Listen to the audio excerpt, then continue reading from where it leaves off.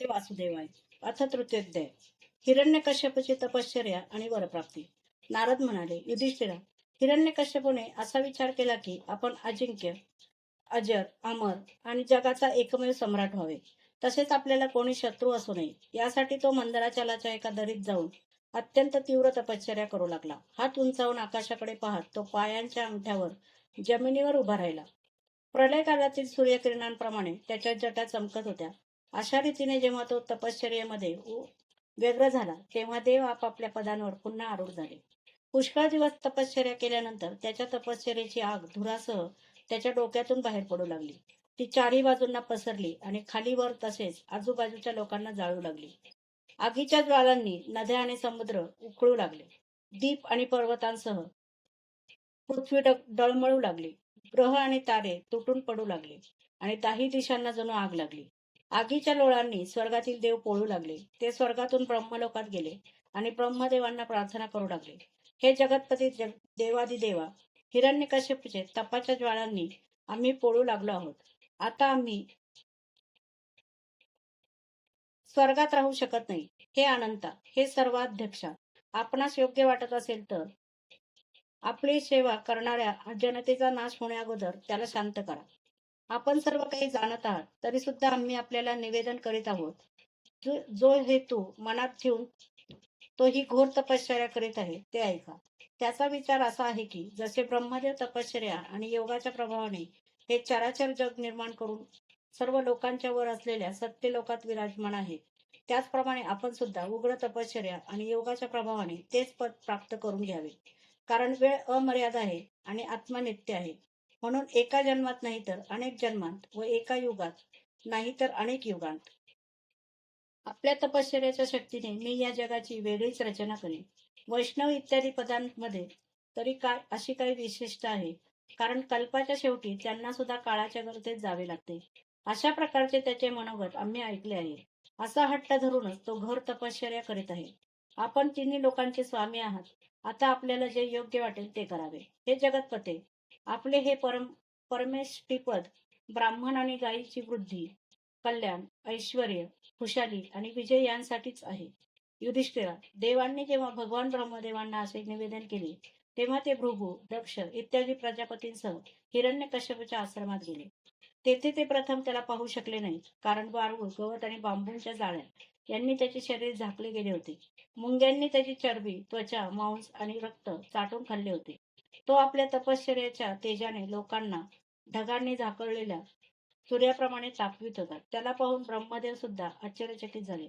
हसत हसत ते त्याला म्हणाले. ब्रह्मदेव म्हणाले, वत्सा, उठ उठ, तुझे कल्याण असो. कश्यप नंदना, आता तुझी तपश्चर्या सिद्ध झाली आहे. मी तुला वर देण्यासाठी आलो आहे. तुला जे पाहिजे असेल ते निसंकोचपणे मागून घे. मी तुझ्या हृदयाचे अद्भुत सामर्थ्य पाहिले. अरे, कीटकांनी तुझा देह खाऊन टाकला आहे तरी सुद्धा तुझे प्राण हाडाच्या साह्याने टिकून आहेत. अशा कठीण तपश्चर्या पूर्वीच्या कोणत्याही ऋषींनी केली नाही आणि यापुढेही कोणी करणार नाही. असा कोण आहे बरे की जो देवांची 100 वर्ष पाणी न पिता जिवंत राहू शकेल. हे दितीनंदना, तू केलेले हे काम धीर पुरुषांना सुद्धा करणे अशक्य आहे. तू या तपश्चर्याने मलाही वश करून घेतले आहेस. हे दैत्य शिरोमणी, यामुळे प्रसन्न होऊन तू जे काही मागशील ते मी तुला देईन. तू मरणार आहेस तर मी अमर आहे, म्हणून तुला माझे झालेले दर्शन निष्फळ होणार नाही. नारद म्हणतात, असे म्हणून ब्रह्मदेवांनी मुंग्यांनी खाल्लेल्या त्याच्या शरीरावर आपल्या कमंडलूतील दिव्य आणि अमोघ प्रभावशाली पाणी शिंपडले. लाकडातून जशी आग वर यावी याप्रमाणे पाणी शिंपडताच तो बांबू जवळच्या वारुळातून उठून उभा राहिला. त्यावेळी त्याचे शरीर सर्व अवयवांनी परिपूर्ण आणि बलवान झाले होते. इंद्रियांमध्ये शक्ती आली होती आणि मन सचेत झाले होते. सर्व अंग वज्राप्रमाणे कठोर आणि तापलेल्या सोन्यासारखे चमकदार झाले होते.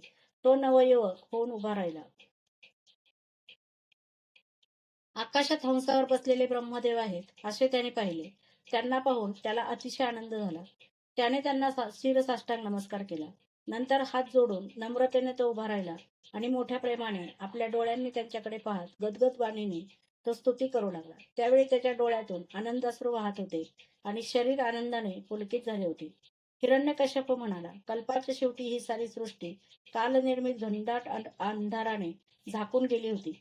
त्यावेळी स्वयंप्रकाश स्वरूप असलेल्या आपण आपल्या तेजाने पुन्हा हिला प्रगट केले. आपणच आपल्या त्रिगुणमय रूपाने हिची निर्मिती, रक्षण आणि संहार करता. आपण रजोगुण, सत्वगुण आणि तमोगुणाचे आश्रय आहात. आपणच सगळ्यांच्या पलीकडचे आणि श्रेष्ठ आहात. आपल्याला मी नमस्कार करतो. आपणच जगाचे मूळ कारण आहात. ज्ञान आणि विज्ञान आपली मूर्ती आहे. प्राण, इंद्रिय, मन आणि बुद्धी या कार्यरूपात आपण स्वतःला प्रगट केले आहे. आपणच मुख्य प्राण सूत्रात्म्याच्या रूपाने बरोबर जगाला आपल्या नियंत्रणामध्ये ठेवता.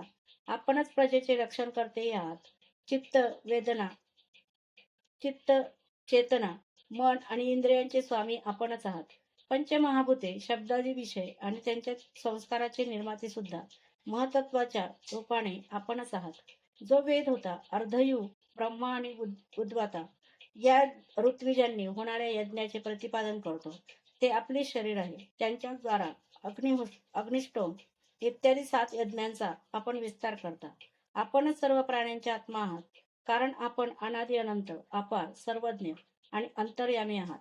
आपणच काल आहात. प्रत्येक क्षणी आपण सावध राहून आपल्या क्षण, लव इत्यादी विभागांच्या द्वारा लोकांचे आयुष्य क्षीण करता. असे असूनही आपण निर्विकार आहात. कारण आपण ज्ञानस्वरूप परमेश्वर, अजन्म, महान आणि सर्व जीवांना जीवन देणारे अंतरात्मा आहात. प्रभो, कार्यकारण, चालती फिरती आणि स्थिर अशी कोणतीच वस्तू नाही की जी आपल्याहून वेगळी आहे. सर्व विद्या, कला आपले शरीर आहेत.